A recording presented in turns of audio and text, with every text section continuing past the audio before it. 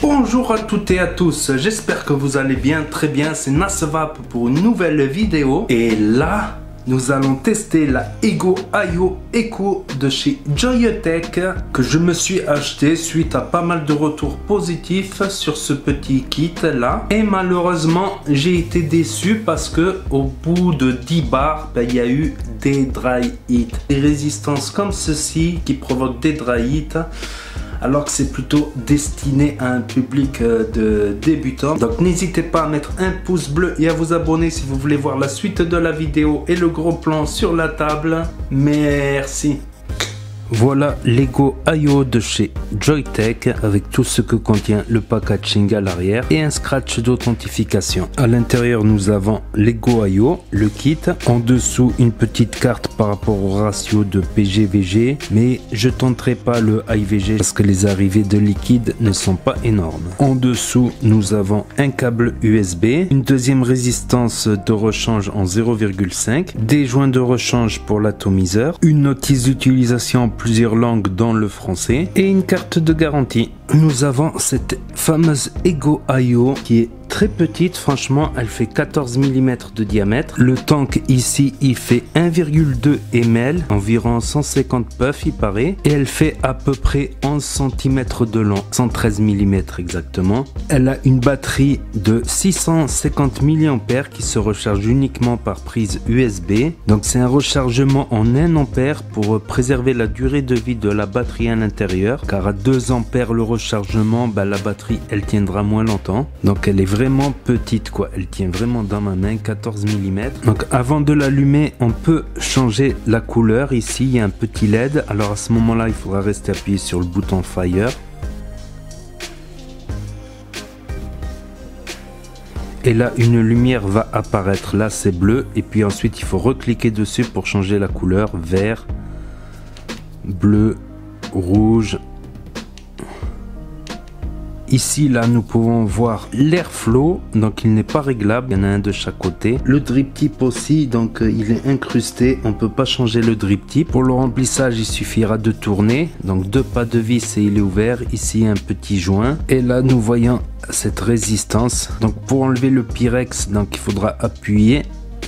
Au début il est un peu dur quand les joints sont secs. Et ici la résistance qu'on peut dévisser évidemment. Quoique les entrées de liquide elles sont petites mais elles sont pas minuscules quoi. Et à l'intérieur nous avons le coil. Donc ici là il y a le petit joint d'isolation avec marqué Keep Calm and Vapon. Donc quand la résistance est neuve, il faudra l'imbiber de liquide. Pour cela il faudra mettre du jus dans chaque arrivée de liquide ici et ici. Et en mettre également quelques gouttes là-haut.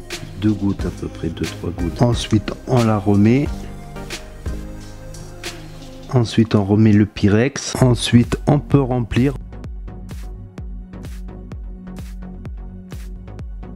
Ne remplissez pas jusqu'en haut, laissez un petit peu d'air tout de même au dessus. Et ensuite on peut fermer. Donc c'est un airflow par le haut, normalement ça garantit aucune fuite. Puis classique, 5 clics rapides pour l'allumer et 5 clics rapides pour l'éteindre. 1, 2, 3, 4, 5.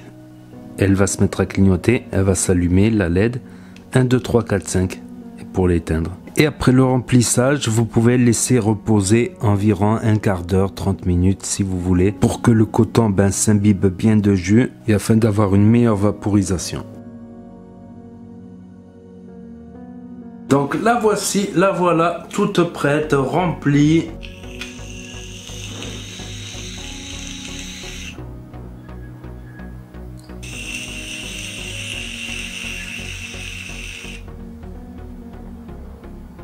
Donc comme je vous ai dit, avec la résistance neuve au bout de 10 bars, 15 bars tirés, et moi comme je tire beaucoup, je suis un gros vapeur, j'étais un gros fumeur, donc je tire fort et je chain vape souvent, j'ai eu des dry hits quoi. C'est-à-dire un goût de brûlé quoi, au bout de la 15e barre, 10e barre. Donc ça c'est le principal point négatif qui occulte tous les points positifs. Ça commence à y avoir le dry hit en 50-50. Donc premièrement peut-être il serait plus judicieux d'y mettre du 70 PG, 30 VG dedans. Donc au bout de 10 bars j'ai eu un dry hit. Donc ce que j'ai fait, la première chose que j'ai fait, c'est que j'ai ouvert au-dessus le top cap et en le revissant, même s'il y a un joint, ben, ça met un peu de la compression et ça met du liquide à l'intérieur. Donc le revisser et le dévisser, le dry heat il part. Deuxième technique que je fais, je bouche les deux trous d'airflow et j'aspire quand même à l'anneau. Comme ça, une fois. Deux fois, sans appuyer sur le switch, sans switcher. Trois fois.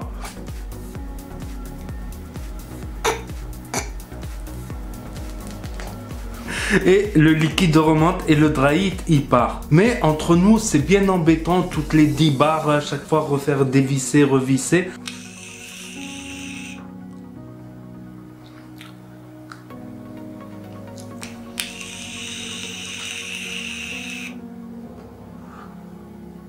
Continuons dans les points négatifs justement vu qu'on y est en plein dedans. Donc drip tip archi propriétaire, donc on peut pas changer de drip tip, mettre le drip tip qu'on veut. Aussi airflow non réglable, donc on aura ces airflow là. Autre point négatif, c'est que quand on veut changer la résistance, et ben on va perdre tout le jus quoi. Il n'y a pas moyen de garder le jus quelque part. Donc ça c'est dommage de perdre le jus à chaque changement de résistance, c'est un autre petit défaut.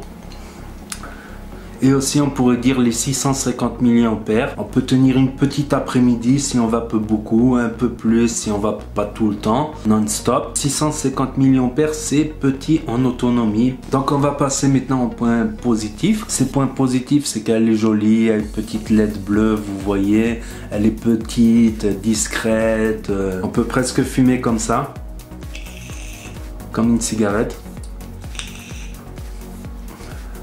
Elle est de la taille d'un stylo, ma parole, on peut écrire avec. Elle aurait pu faire l'option stylo en plus de l'autre côté, ça aurait pu être un plus. Ça te fait un petit stylo en plus quoi. Autre point positif, ben les saveurs elles sont pas mal. Je parle pour une Ayo, pour une all-in-one tout en un. Les saveurs sont correctes, je vais dire un peu au-dessus d'un pod, voilà. Les saveurs sont au-dessus d'un pod, mais elles sont un petit peu en dessous d'un atomiseur MTL, limite. Ça passe, je trouve les saveurs ça passe bien.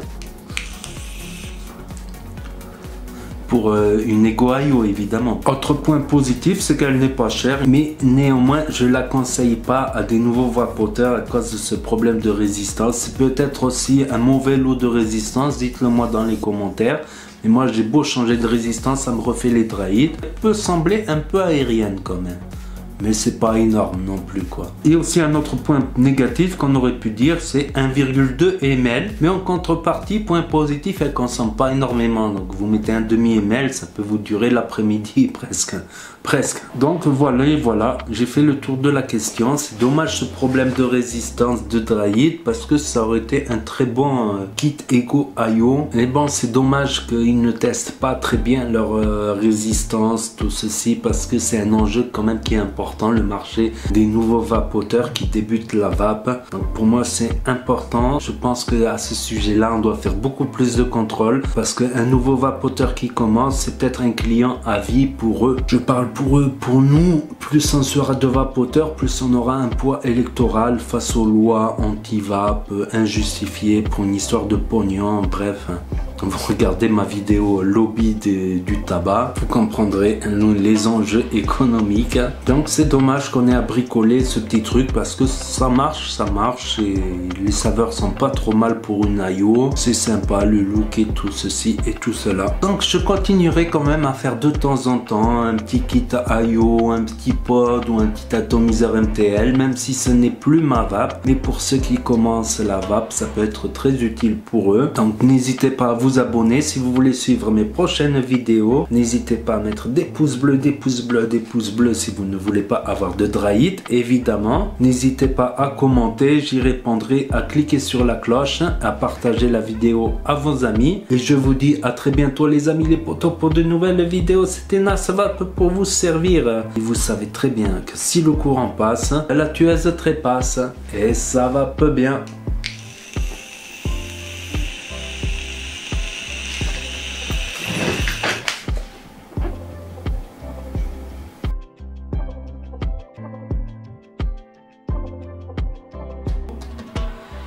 Et là, nous allons tester la Ego Ayo. Non, je suis con. Ego Ayo Eco. Ok. Donc voilà. Donc déjà,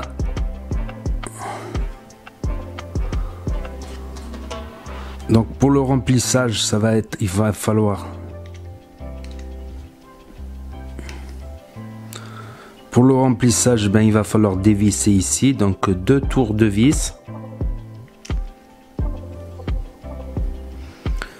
Pour le dévissage, il va, ah ouais non, merde. Aussi, donc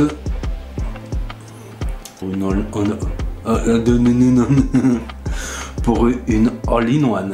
Donc n'hésitez pas à mettre un